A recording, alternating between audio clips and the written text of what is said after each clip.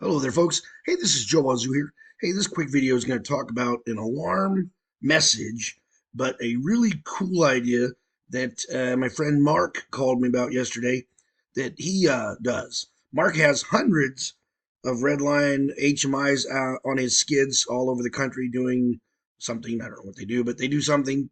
Anyway, he sends out email alerts when events or something happens, and he had a really cool idea to let the person who gets the email know where it is and a little bit more. So let me show you something.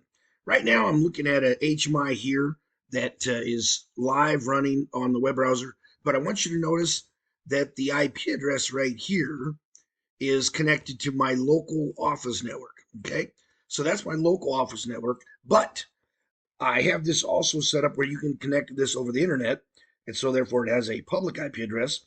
Now, what I did here in this program is here's the Crimson over here in communications. I have a mail manager set up. I got my email address listed into here, and then under device configuration, under the SMTP client, have all that set up. That's already working perfectly fine.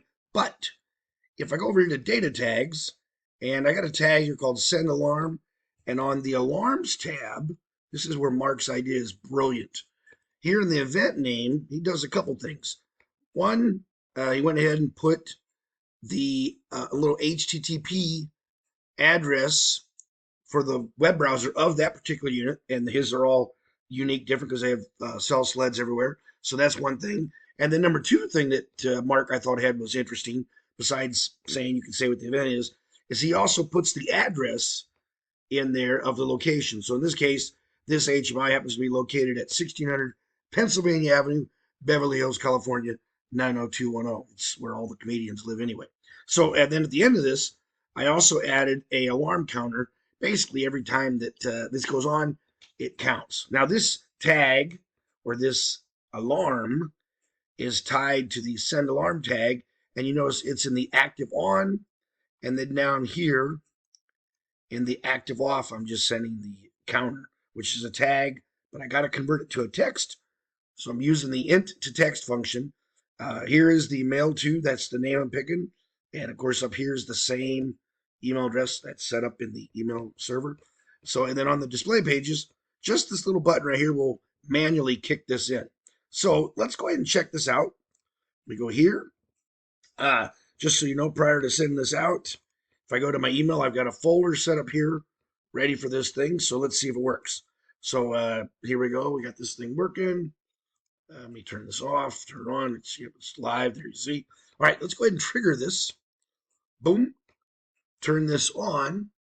And now that thing should generate an email alert here. And let's see if we get a message from this thing. Might take a few seconds, but hey, there it is. Look, there's the message right there. And I'm doing line feed carry return. So you can see it broke out and it put the counter in there. That's pretty cool. I love this idea. But here's what I also like. Really, Mark's idea is brilliant here because here's the link. So if I got this on my phone, I can just click on that, and that's going to take me to my browser on my phone or, of course, on the computer here. And here now I'm looking at the public IP address of this. I go to remote view, and I can see the exact same thing right here. Of course, I can shrink this down so it's not full screen like that, but that's the same exact thing right there. So if I turn this off, that thing now should come over here, and I should get just a simple message when it goes off that does the alarm counter, and should go to, I think, 19. Let's see what happens here. Hopefully it doesn't take too long. And there it is. Here's the one that's off, and there's the count. Anyway, I just thought that idea that Mark had was really awesome. The idea of putting in the text the HTTP public address of that unit, and that way the guy gets the message, or the service person can click on it and go right to that site. Great idea, Mark. I hope the others might find that beneficial. Hey, thanks a lot, folks. Have a great day. We'll see you later.